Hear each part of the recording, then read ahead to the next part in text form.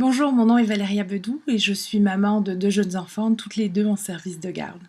Comme vous, j'entends parler des 120 millions de coupures dans les CPE. Je lis les médias, je regarde la télé, je vois un petit peu ce qui se passe, mais 120 millions de coupures, c'est quoi? Pour un CPE de 80 places comme le nôtre, ça représente une coupure dans le budget annuel de 115 000 $. 115 000 $, c'est 3 à 4 éducatrices en moins, c'est une préposée à la cuisine en moins et c'est une coupure dans le budget des travaux ménagers et de l'hygiène de 20%. Alors, des éducatrices qui vont rester vont avoir beaucoup plus d'enfants dans leur groupe, vont avoir beaucoup moins de temps pour faire les suivis en équipe, les suivis des enfants dans leur développement global, les suivis avec les parents. On sait qu'en milieu défavorisé, l'encadrement des parents dans le rôle de l'éducation de leurs enfants est très importante. Puis je ne parle pas des enfants à défis particuliers, il va falloir couper des orthophonistes, il va falloir couper des éducatrices spécialisées.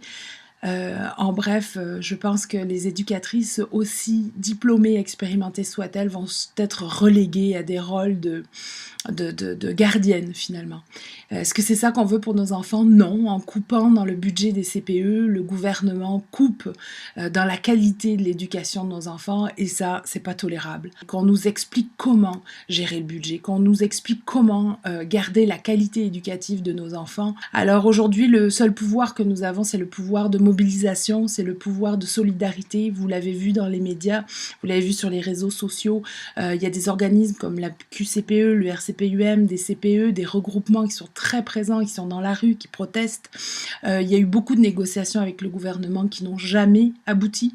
Donc aujourd'hui, c'est aussi aux parents à se mobiliser parce qu'il s'agit de nos enfants et qu'il faut vraiment qu'on se mobilise avec nos outils, à notre manière, en parlant aux gens autour de nous, en arborant cette petite pièce de casse-tête qui intrigue les gens en expliquant ce qui se passe aux gens qui ne savent pas, qui sont un petit peu dans le trouble de savoir ce qui se passe, en participant aux chaînes humaines, en pourquoi pas faisant des selfies de faces fâchées qu'on peut mettre sur une mosaïque, qu'on peut mettre sur les réseaux sociaux, et en participant surtout le 7 février, il va y avoir un grand rassemblement Place du Canada à Montréal avec tous les organismes, les CPE et surtout les parents. Il faut que les parents se fassent entendre.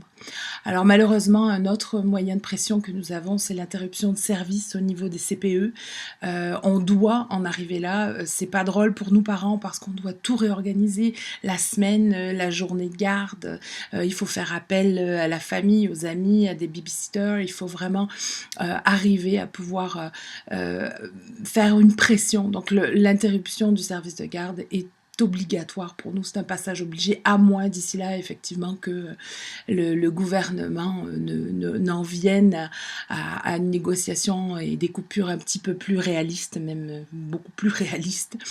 Et donc d'ici là, on pourra en reparler, mais pour les interruptions de service, on va essayer de les faire pendant la coupure du mois de mars pour essayer de faire le moins d'embêtements possible aux parents. Monsieur Robert Racine, qui est le directeur général du CPE lié des petits, fait face à des coupures depuis des années. Et puis depuis des années, il arrive à faire face à ces coupures.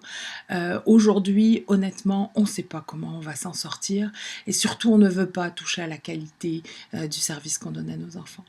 Donc, il faut se mobiliser. J'en fais appel à vous, professionnels de la petite enfance, mais surtout les parents. Il faut impérativement que les parents se fassent entendre.